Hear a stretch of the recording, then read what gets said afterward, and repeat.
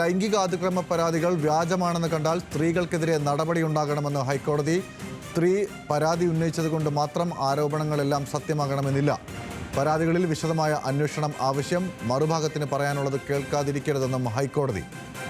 വിവരങ്ങളുമായി legal correspondent Shabna Siyad ചേരുന്നുണ്ട്. ഷബ്ന, വളരെ നിർണായകമായിട്ടുള്ള ഒരു വിധിയാണ് ഉണ്ടായിരിക്കുന്നത്. എന്താണ് വിശദാംശങ്ങൾ?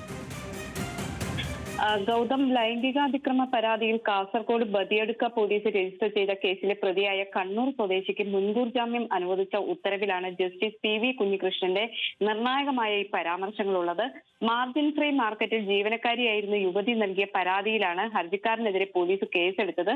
സ്ഥാപനത്തിലെ മാനേജറായ പ്രതി പരാതിക്കാരിയെ ജോലിയിൽ വീഴ്ച വരുത്തിയതിന്റെ പേരിൽ പിരിച്ചുവിട്ടിരുന്നു. ഇതിന്റെ പേരിൽ സ്ത്രീ തന്നെ ഭീഷണിപ്പെടുത്തി എന്ന് കാണിച്ച് ജനുവരി 14 ഈ ഹർജിക്കാരൻ ബദിയടുക്ക പോലീസിൽ പരാതി നൽകിയെങ്കിലും അന്വേഷണം ഉണ്ടായില്ല. പിന്നീട് ഡിസംബറിൽ ഈ സ്ത്രീ തന്നെ ഇയാൾക്കെതിരെ, അതായത് ഈ മാനേജർക്കെതിരെ ലൈംഗിക അതിക്രമത്തോടെ ഇയാൾ പെരുമാറി എന്ന് കാണിച്ച് പരാതി നൽകി. ഇതിൽ പോലീസ് അന്വേഷണം നടത്തി കേസ് രജിസ്റ്റർ ചെയ്തു. എന്നാൽ ഈ കേസിലാണ് ഈ മുൻകൂർ ജാമ്യാപേക്ഷയുമായി പരാതിക്കാരൻ എത്തിയത്. ഇത്തരത്തിൽ പരാതിക്കാരൻ എത്തുമ്പോൾ കോടതി ഇയാൾ ഹാജരാക്കിയ യുവതി ഫോണിൽ ഭീഷണി മുഴക്കിയതടക്കമുള്ള രേഖകൾ ഹാജരാക്കി പരിശോധിക്കുകയും ചെയ്തു. ഇത് പരിശോധിച്ചാണ് ഈ പരാതി വ്യാജമാണെന്ന് കണ്ടെത്തിയത്. ഇത്തരം കേസുകളിൽ സ്ത്രീകൾക്കെതിരെ കേസെടുക്കാൻ പോലീസ് മടിക്കരുത് എന്നാണ് കോടതി ഇപ്പോൾ പറയുന്നത്. തിരിച്ചടി ഉണ്ടാകുമോ എന്ന ഭയം കാരണമാണ് പോലീസ് ഇത്തരത്തിൽ നിലപാടെടുക്കുന്നത്.